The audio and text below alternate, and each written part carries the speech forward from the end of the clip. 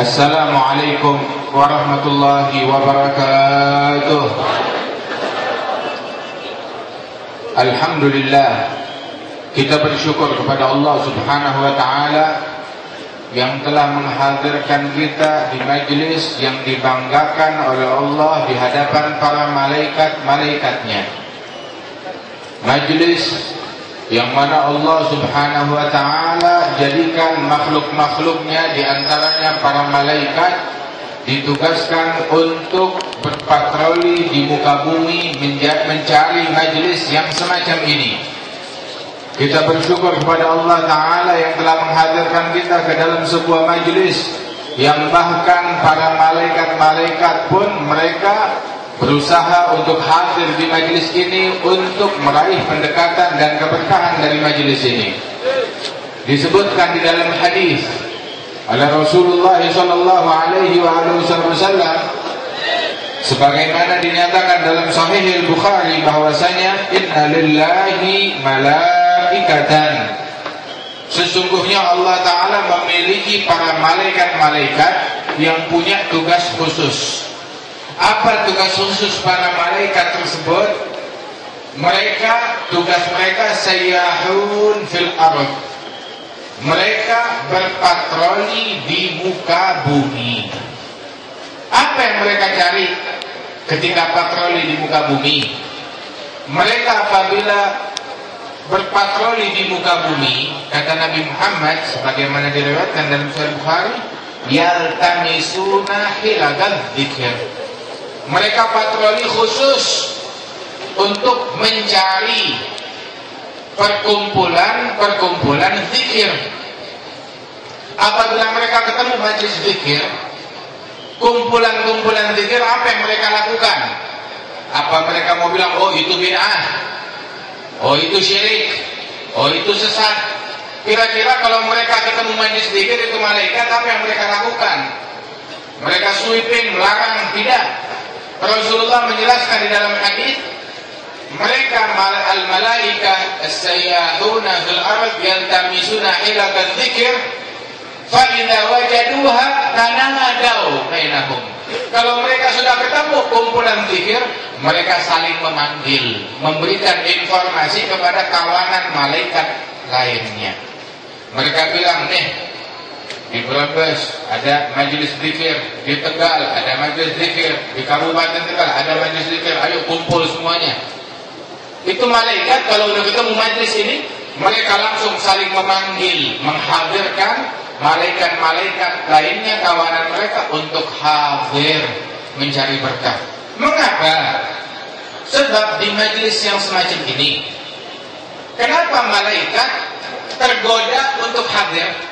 Itu pertanyaan. Kenapa malaikat mau hadir di tempat ini? Bagaimana mereka tidak tergoda untuk hadir? Sebab yang mengiklankan majelis ini, yang mempopulerkan majelis ini, Allah Subhanahu wa ta'ala.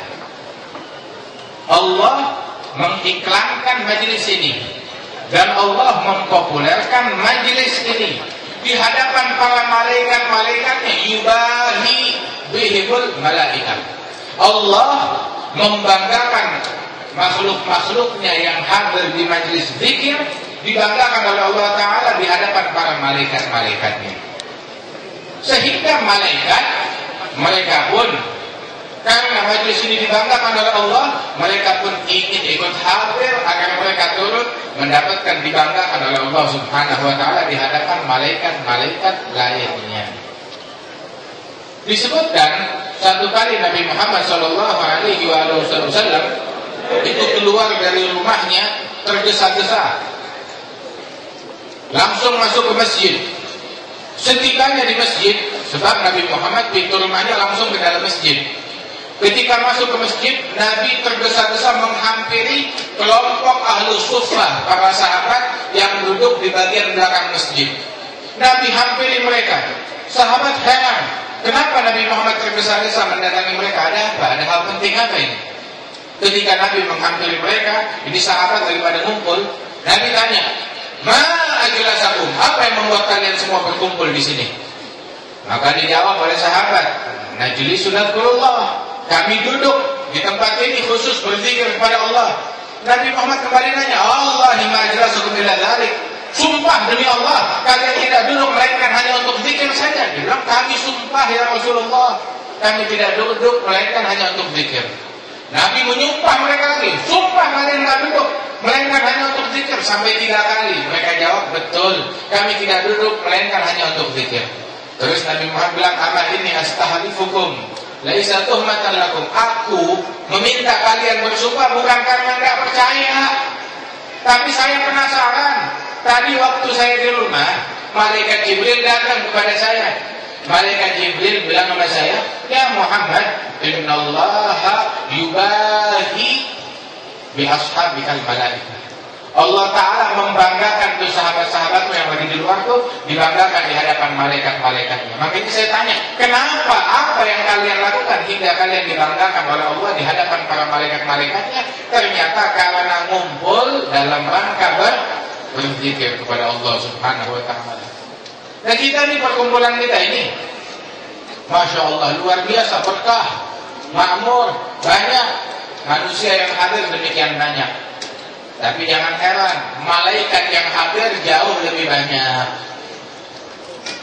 Jangankan malaikat, manusia hadir, malaikat hadir. Sayyiduna Daud ala nabiyina wa alaihi afdhalus salawat wa taslim. Beliau kalau sudah berzikir kepada Allah, tenggelam dalam zikirnya, tenggelam dalam ngajinya dia, itu yang hadir bukan cuma manusia, tapi Allah Ta'ala perintahkan kepada gunung-gunung dan burung-burung untuk turut berzikir bersama Nabi Daud.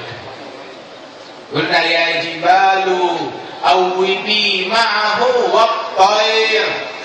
Kami katakan kepada para gunung-gunung, wahai gunung-gunung, wahai burung-burung, ikutlah kalian berzikir bersama Nabi Daud, berdendang dalam zikirnya Nabi Daud.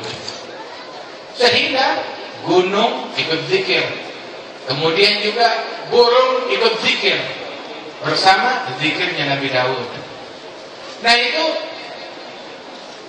orang sekarang, sebagian orang melihat kumpulan manusia ngumpul berzikir, dia udah pusing kepalanya, nggak kuat melihatin, bid'ah syirik, ini manusia ngumpul banyak banget, nggak senang melihat kumpulan manusia berzikir. Gimana kalau dia melihat Nabi Daud dalam majlis zikirnya, yang hadir bukan sekedar manusia saja, tapi gunung-gunung turut zikir, burung-burung ikut hadir majlisnya Nabi Daud berzikir kepada Allah Subhanahu wa Ta'ala. Nabi Daud bilang dalam munajatnya kepada Allah, ya Rabb, apabila engkau dapati aku melewati majlis zikir, aku gak singgah, maka patahkan kakiku, bikin aku kesandung, keseleo, jadi aku terduduk, gak bisa jalan, hampir majlis itu sampai selesai, baru gak bisa jalan lagi. Yang penting jangan sampai saya luput ketinggalan majlis zikir, kata Nabi Daud. Padahal beliau seorang Nabi, beliau masih ingin hadir di majlis zikir. Rasulullah Shallallahu Alaihi Wasallam bersabda, disabdakan, difirmankan oleh Allah Ta'ala di dalam Al-Quran, wasbir nafsaka ma'al ladina yad'una rabbahum bil ghadati wal 'ashiyyi. Sabarkan dirimu untuk hadir bersama orang-orang yang pada berzikir kepada Allah pagi dan sore. Nah karenanya majlis ini diperintahkan Nabi Muhammad untuk menyabarkan dirinya hadir. Malaikat, ada sebagian malaikat yang tugasnya nyari majlis ini untuk hadir. Allah membanggakan majlis ini di hadapan para malaikat-malaikatnya, dibanggakan oleh Allah Subhanahu wa Ta'ala. Bahkan burung-burung dan gunung-gunung mereka turut hadir dalam majlis zikir yang diadakan oleh Sayyidina Daud. Dan begitulah kemuliaan majlis yang semacam ini. Terus manusia dia nggak mau hadir, mungkin karena dia nggak tahu akan pahala yang terkandung dalam majelis yang semacam ini. Ulama mengatakan, ulama bilang, seandainya orang yang sudah meninggal dunia, orang yang sudah wafat, mereka bisa kembali di dunia. Kalau mereka bisa balik ke dunia, kira-kira apa yang mereka lakukan? Orang yang sudah mati, mereka dihidupkan kembali. Mereka sudah lihat akhirat, mereka sudah tahu mana yang pahalanya besar, mana yang paling afdal, mana yang terbaik. Kira-kira kalau orang mati balik ke dunia, apa yang bakal dia lakukan? Apakah dia bakal, oh saya mau nyalek,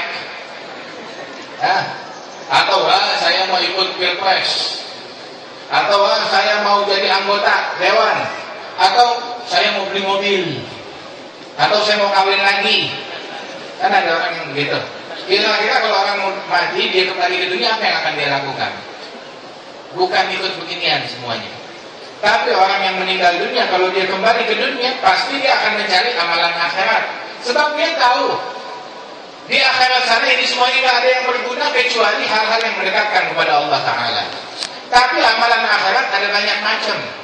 Pasti dia dengan waktu yang singkat akan memilih amalan yang paling besar manfaatnya. Ulama bilang orang yang sudah meninggal dunia, kalau diberi kesempatan kembali ke dunia, pasti yang mereka lakukan adalah hadir majelis zikir dan majelis ilmu. Orang yang sudah meninggal dunia, kalau diberi kesempatan untuk kembali ke dunia, yang mereka lakukan adalah hadir majelis. Di dalam malam Isra dan Mi'rajnya Rasulullah SAW, Allah Ta'ala izinkan para nabi-nabi untuk ke dunia, ke Masjidil Aqsa. Dan mereka ketika di Masjidil Aqsa, apa yang mereka kumpulkan? Apa yang mereka lakukan? Mereka saling berkumpul, bersilaturahmi, diawali dengan sholat di belakang Rasulullah SAW. Ngumpul bersama orang-orang yang mulia, saling berkumpul dalam zikir, dalam sholat. Kemudian mereka berkumpul untuk jumpa dengan Nabi Muhammad SAW. Dan bukan di situ saja. Ketika Nabi melakukan Mi'raj ke langit yang pertama, langit kedua, ketiga, keempat, kelima, keenam, ketujuh, para nabi-nabi yang Nabi Muhammad telah berjumpa dengan mereka di Masjidil Aqsa, kembali mereka ingin berjumpa dengan Rasulullah di langit yang pertama, berjumpa dengan Nabi Adam. Marhaban bil ibn salih, bin nabi salih, bil ibn salih, wal nabi salih. Selamat datang dengan putraku, keturunanku yang soleh dan Nabi yang soleh. Kata Nabi Adam menyambut Nabi Muhammad Sallallahu Alaihi Wasallam. Nabi Muhammad berjumpa dengan Sayyidina Yusuf, berjumpa dengan Sayyidina Yahya, berjumpa dengan Sayyidina Isa, berjumpa dengan Sayyidina Idris, berjumpa dengan Sayyidina Ibrahim, berjumpa dengan Sayyidina Musa, berjumpa dengan Sayyidina Harun, berjumpa dengan para nabi-nabi tersebut. Padahal sudah berjumpa sebelumnya di Masjidil Aqsa. Bahkan Nabi Musa ala nabiyina wa alaihi wasallam tidak segan-segan ketika Nabi Muhammad menerima perintah sholat, begitu turun lewat, di stop lagi oleh Nabi Musa. Di stop oleh Nabi Musa, bertanya, engkau menghadap Allah Ta'ala dapat apa? Perintah apa yang kamu dapat? Diceritakan.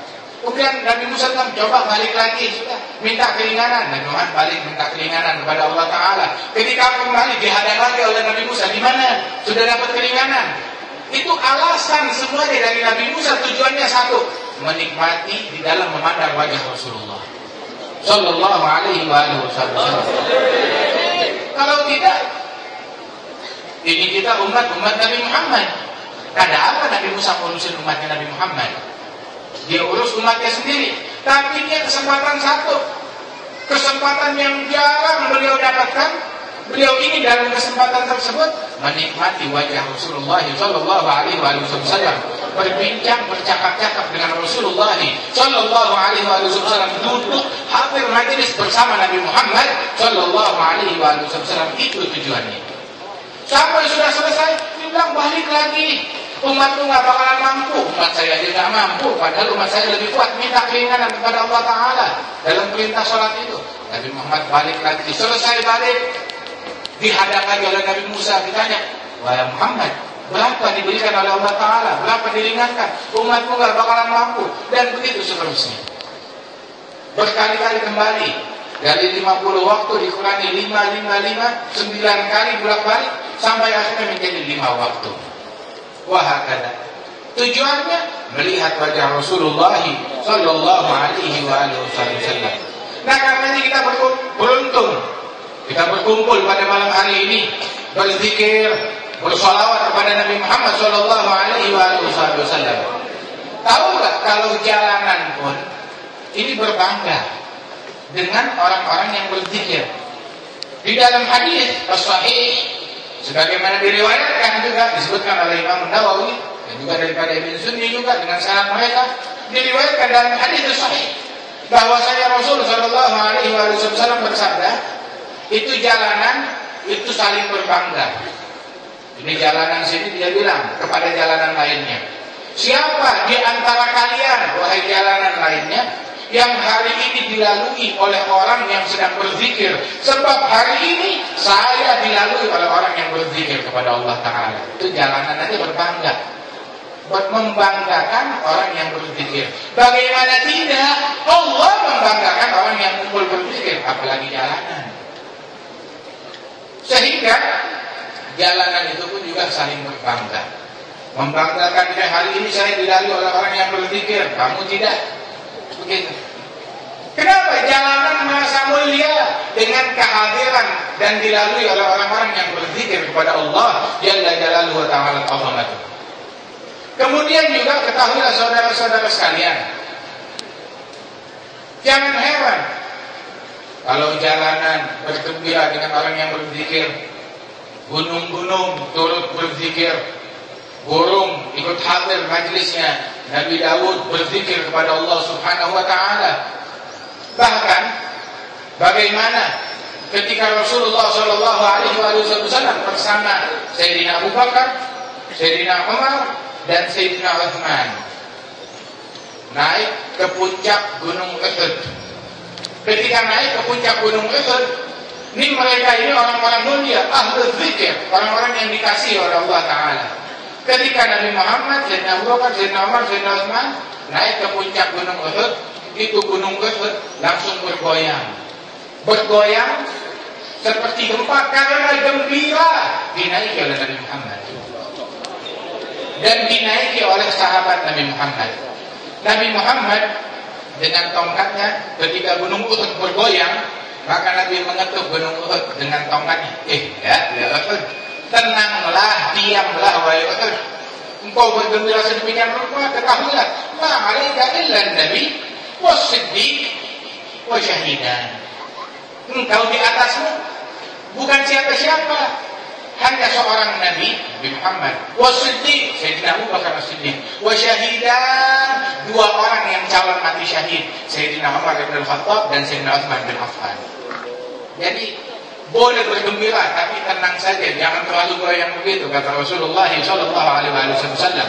Bahkan Nabi mensifatkan Gunung Uhud, benda padat tersebut, batu.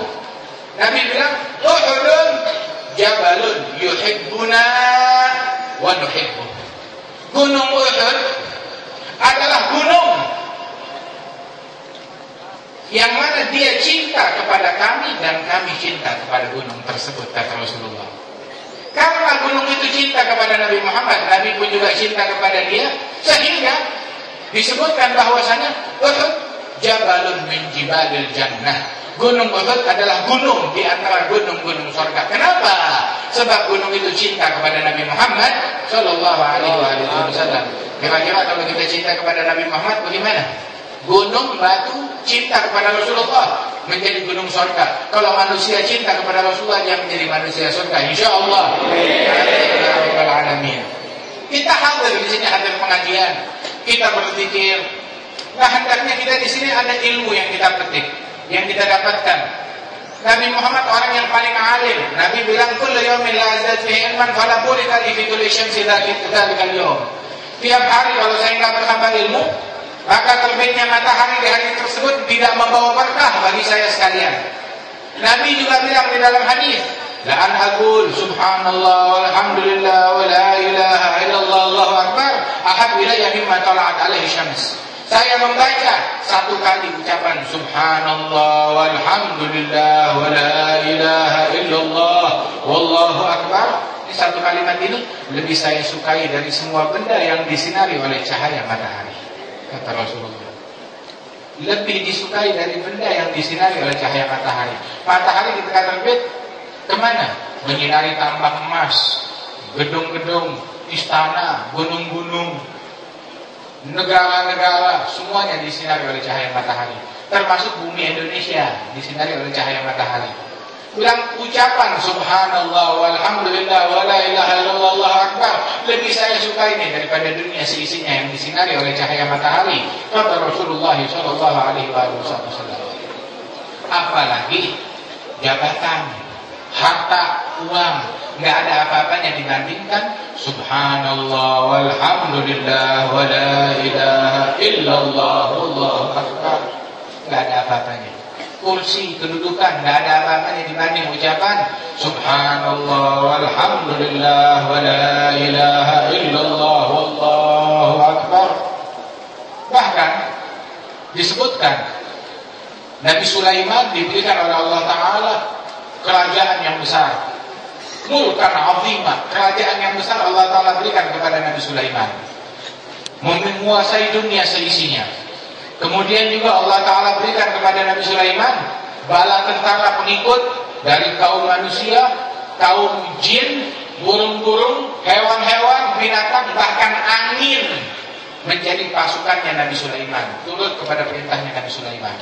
Satu kali Nabi Sulaiman dia punya permadani yang sangat besar, ratusan ribu jutaan manusia ikut bersama beliau untuk pengikutnya Nabi Sulaiman, diiringi dengan para kaum jin, bala tentaranya, binatang-binatang dan burung-burung, mengiring Nabi Sulaiman dan diterbangkan permadani tersebut oleh angin.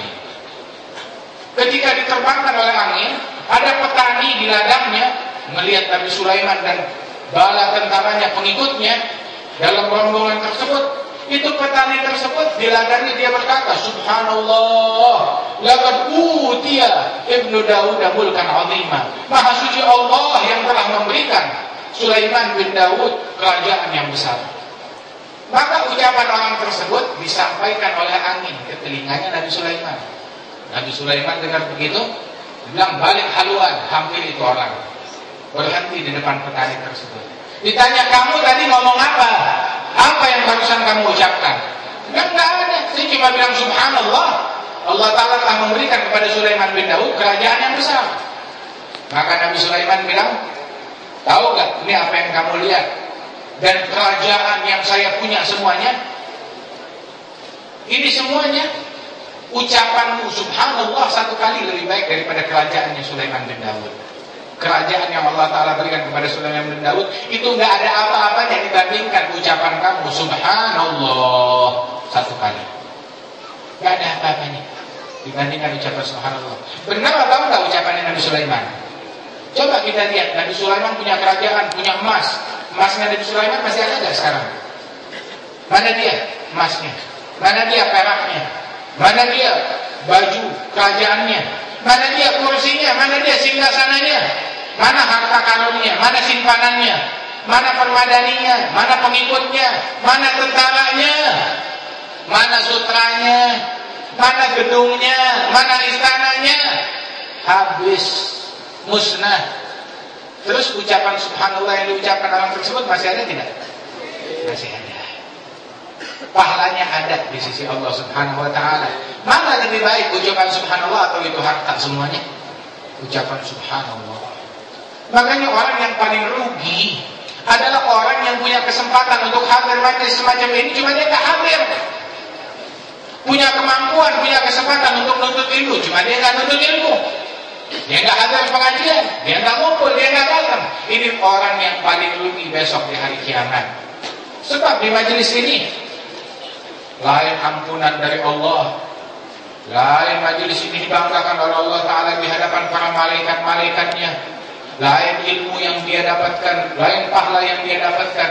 Nih depan kita apa? Masjid nih, Masya Allah. Lain yang duduk di masjid dapat pahala iktikaf di masjid, Masya Allah. Apalagi kalau orang hadir pengajian di masjid, itu dibilang orang yang datang ke pengajian di masjid. Dalam riwayat disebutkan jalan ke masjid pagi hari atau malam hari, niatnya untuk belajar satu bahasan ilmu agama atau mengajarkan di surga di haji wa umrah, dia pulang bawa pahala haji dan umrah, kata Rasulullah sallallahu alaihi wasallam. Makanya kita hadir di sini, kita memenangkan banyak hal. Kemenangan yang kita raih, keberuntungan yang kita raih di majelis ini lebih hebat, lebih besar daripada kemenangan seseorang. Oh, saya berhasil memenangkan Pilpres. Contoh ini, contoh. Saya berhasil memenangkan kursi DPR. Kita hadir di sini, kehadiran kita, saya berhasil baca subhanallah, wallahi 1.000.000 kali lebih baik daripada memenangkan itu semua. Demi Allah. Itu kemenangan yang sebenar-benarnya. Itu kemenangan yang asli. Kalau yang itu semuanya sih cuma hiasan duniawi doang. Tapi ini kan saat yang paling menentukan. Kemenangan bangsa ditentukan oleh hal ini. Kemenangan bangsa tidak ditentukan oleh sesuatu yang 5 tahun sekali.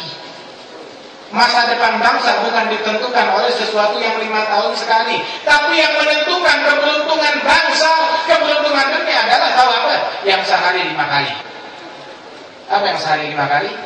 Itu sholat 5 waktu. 5 tahun sekali. 5 tahun sekali. Beruntung, menang, jaya, beres, tuntas semuanya. Enak benar. Tapi yang menentukan itu bukan yang 5 tahun sekali, tapi yang sehari 5 kali, sholat 5 waktu. Itu yang bawa kemenangan. Makanya panggilan adzan bunyinya apa? Hayya 'alal falah. Mari menuju kemenangan. Mari menuju kejayaan. Artinya kalau yang tidak datang, dia kalah. Silahkan. Boleh memenangkan 1.000 kursi, boleh memenangkan 1.000.000 kursi, boleh menguasai daerah, kota, wilayah, negeri, dunia, silahkan. Tapi kalau kamu telat sholat, nggak hadir berjamaah 1 kali, rugi, sial, celaka. Oh, demi pemilu ketinggalan sekali sholat jamaah, rugi. Tapi saya berhasil jadi presiden. Tapi demi keberhasilan menjadi presiden, dia ketinggalan, subuhnya telat 1 kali, rugi. Demi menjadi presiden, demi menjadi pejabat, demi meraih dunia, dia ketinggalan hadir majelis taklim sekali, rugi. Demi mencapai dunia tersebut, dia rela berbohong 1 kali, berghibah ngomongin orang 1 kali, ngatain orang 1 kali, rugi, sial. Lebih banyak ruginya daripada keuntungan yang dia dapatkan. Itu bukan pemenang, itu kalah. Tahu gak? Ada satu sahabat bilang sama Nabi Muhammad, ya Rasulullah, fulan, dia baru bangun subuh, dia baru bangun, ketika dengar azan subuh, dia baru bangun, nggak sempat bangun malam. Dia baru bangun, kalau udah azan subuh, dia bangun ke masjid, sholat subuh jamaah. Cuma tidak tahajud, bangunnya setelah azan. Tahu Nabi bilang apa? Wadzak bala syaitanu fi udhunih. Itu adalah orang yang telinganya dikencingi oleh syaitan. Ini pemenang apa pecundang yang begini? Jangan, setan yang mencingin dia. Terus dia bilang, saya Muhammad sallallahu alaihi wasallam ketika beliau sholat di depan Ka'bah di Mekah, itu Ka'bah dikelilingi 360 berhala. Nabi sholat di situ. Kemudian ketika sujud, ditaruh kotoran di atas kepalanya Rasulullah. Saat itu Nabi pemenang atau pecundang? Nabi pemenang. Ditindas. Lagi jalan, lagi tawaf, dicekik dari belakang. Apakah dia kalah? Tidak kalah Rasulullah. Waktu di Hudaybiyah, datang keluar dari Madinah, pengen umrah. Ketika ingin umrah, dihadang, gak boleh masuk umrah, ini rombongan, dilarang masuk. Akhirnya terjadi kesepakatan Hudaybiyah, yang inti kesepakatan tersebut sebenarnya isinya merugikan umat Islam. Fidzahir, merugikan umat Islam, sangat merugikan. Jadi kalau ada orang Islam keluar dari Mekah melarikan diri ke Madinah, Madinah nggak boleh terima dia, balikin. Jadi dikembalikan kepada kaum musyrikin. Tapi sebaliknya begitu dah. Inti kesepakatannya sangat merugikan umat Islam. Namun ketika Nabi Muhammad kembali dari perjalanan tersebut disetujui oleh Rasulullah. Kemudian ketika Nabi kembali, Allah Ta'ala berfirman di dalam Al-Quran, kata, Inna fatahna laka fathan mubina. Langsung turun itu ayat ketika kembali perjalanan dari Hudaybiyah. Kesepakatan yang merugikan umat Islam nampak luarnya, tetapi justru Allah Ta'ala menyatakan, Inna fatahna laka fathan mubina. Sesungguhnya kami telah memenangkan engkau kemenangan yang cemerlang, kemenangan yang sebenarnya. Liyaghfira laka Allahu ma taqaddama min dhanbika wa ma ta'akhkhar wa yutimma ni'matahu 'alaika wa yahdiyaka shiratan mustaqima wa yansuraka Allahu nasran 'aziza. Nabi pulang tanpa umrah. Perjalanannya 8 hari, kembali sia-sia. Tapi kembalinya Nabi bukan sebagai pecundang, sebagai pemenang. Datang sebagai pemenang, kembali sebagai pemenang. Sallallahu alaihi wasallam. Sampai ulama ahli sirah menyebutkan, berkat kesepakatan tersebut masuk Islam di dalam masa kesepakatan Hudaybiyah itu, di dalam masa damai tersebut, itu yang masuk Islam jauh lebih banyak dari periode awal wahyu sampai masa itu. Yang masuk Islam di masa-masa sulh Hudaybiyah jauh lebih banyak daripada 13 tahun dakwahnya Nabi Muhammad di Mekah, beberapa tahun yang dihabiskan di Madinah, hingga kesepakatan itu dilaksanakan. Yang masuk Islam itu lebih banyak di masa sulh Hudaybiyah. Kenapa? Sebab Rasulullah SAW adalah pemenang. Kemenangan bukan dari materi, kemenangan bukan dari jabatan, tapi kemenangan adalah ketika kita taat kepada Allah, kita adalah pemenang. Ketika kita melaksanakan perintah Allah, kita adalah pemenang. Ketika kita mendapatkan ilmu, kita adalah pemenang. Ketika kita mengamalkan ilmu, kita adalah pemenang. Setiap ucapan zikir, kemenangan. Setiap ucapan subhanallah, kemenangan. Setiap ucapan alhamdulillah, kemenangan. Tiap ucapan Allahu Akbar, la ilaha illallah, tiap ucapan salawat, kemenangan dari Allah Ta'ala yang Allah Ta'ala berikan kepada hamba-Nya. Di situ kemenangan. Tiap kehadiran kita, kemenangan. Tiap kali kita taat kepada ibu bapak kita, kemenangan. Setiap kali kita didik anak-anak kita, keluarga kita, kemenangan. Setiap wanita yang menutup auratnya dengan benar, kemenangan. Kemenangan di situ. Setiap kejujuran yang kita ucapkan adalah kemenangan. Menjaga diri dari bohong, kemenangan. Menjaga diri dari fitnah, dari ghibah, dari namimah. Tiap kali kita jaga diri kita, maka kita adalah pemenang. Itu yang sebenarnya. Jadi pemenang gak harus keluar duit banyak, gak harus begini begitu, enggak. Di sini kita keluar dari majelis, insya Allah sebagai pemenang. Amin. Amin. Itu ntar ada orang nanya, kira-kira siapa yang menang nanti ya? Tahu gak yang menang siapa? Anda ente yang menang. Amin. Kalau kita taat sama Allah, kita menang. Tidak peduli siapa yang naik. Tapi kalau kita tidak taat kepada Allah Ta'ala, walaupun yang memimpin kita Nabi, tapi kalau kita melanggar perintah Allah dan Rasul, maka kita adalah pecundang, maka kita adalah kalah. Dulu di zaman Nabi Muhammad SAW, Nabi yang memimpin sahabat, Nabi memimpin mereka di kota Madinah Al-Munawwarah. Tapi pemenang di antara para sahabat adalah yang taat, yang patuh. Mereka pemenang. Namun yang munafik, mereka adalah pecundang. Intinya siapapun yang memimpin kita, kalau kita sholat 5 waktu benar, puasa benar, taat sama Allah Ta'ala benar, ibadat benar, jaga diri dari kemaksiatan, tak ganggu orang lain, kita adalah pemenang. Tapi kalau kita telah subuh, kita telah sholat jamaah, kita berdurhaka kepada orang tua, kita maksiat, buka aurat dari keluarga, maka kita adalah orang yang kalah. Tidak peduli siapapun pemimpin kita. Silahkan kita memilih, jangan kita ngatain orang.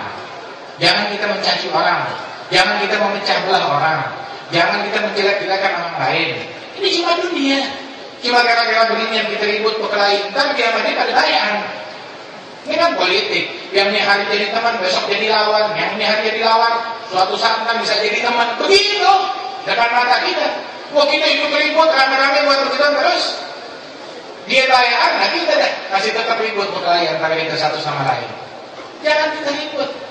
Itu bulan Ramadan, semua orang diampuni dari malam pertama, kecuali orang yang dalam hatinya ada syahna, kebencian antara mereka satu sama lain. Ada apa kita saling benci?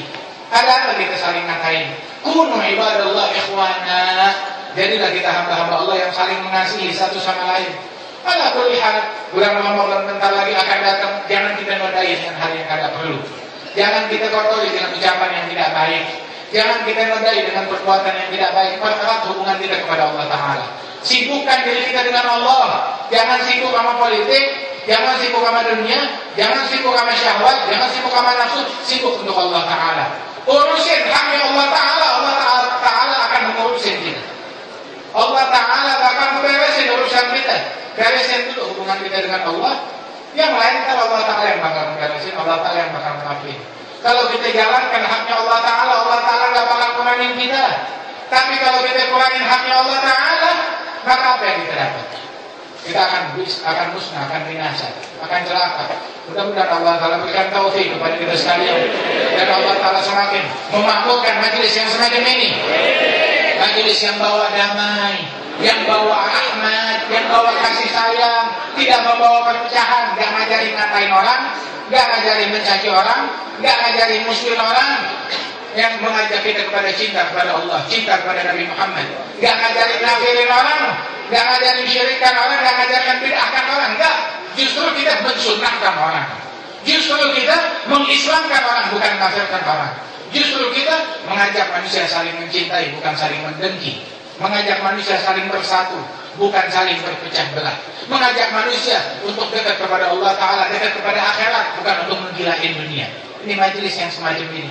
Mudah-mudahan Allah Ta'ala semakin makmurkan majelis ini.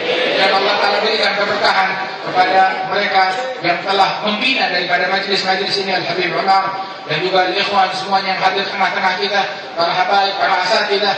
Mudah-mudahan Allah Ta'ala berikan keberkahan, Allah Ta'ala berikan taufik, Allah Ta'ala berikan keamanan kepada kita sekalian. Allah Ta'ala jaga bangsa Indonesia, Allah Ta'ala jaga umat Islam, dan Allah Ta'ala persatukan kita sekalian. Allahumma ij'al jam'ana hadza jam'an marhuma wa tafarraqana min ba'di tafarruqan ma'suma wa la taj'al fina wa la minna wa la ma'ana syaqiyan wa la mahruma. Ya Rabb, salat bijahil judud wa li yuqimal hudud fina wa yakfil hasud wa yadfa'u dhalimin. يزيل المنكرات، يقيم الصلوات، يأمر بالصالحات، يحب بالصالحين، يزيل كل الحرام، يقهر كل الطغام، يعدل بين الأنام ويؤمن الخائفين. فمسكنا غيث عام نافع مبارك دوام يدوم في كل عام على ممر سنين. فبحينا شاكرين وتوفنا مسلمين، نبعث من العاملين في زمرة السابقين. بجاه طه رسول زد ربنا بالقبول، هب لنا كل زور ومستجب لنا آمين. عطاك ربي جزيل كل فعل جميل، وفيك عملنا طويل فجد على الطامعين. نظرة تزيل العنا عنا وتبني المنى منا، وكل الهنا نعطى في كل حين برحمتك يا أرحم الراحمين. وصلى الله على سيدنا محمد النبي الأمي وعلى آله وسلم، وآخر دعوانا الحمد لله رب العالمين. السلام عليكم ورحمة الله وبركاته.